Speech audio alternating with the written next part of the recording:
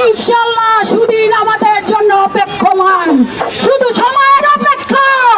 বাংলাদেশের মানুষ যদি ভোট দিতে পারে তাহলে অবশ্যই ধানের শীষের প্রতীককে বিপুল ভোটে জয়যুক্ত করে। আমরা বিশ্বাস করি বাংলাদেশের মানুষ অপেক্ষায় আছে ভোট দেওয়ার। Next level, well done, side by side, free.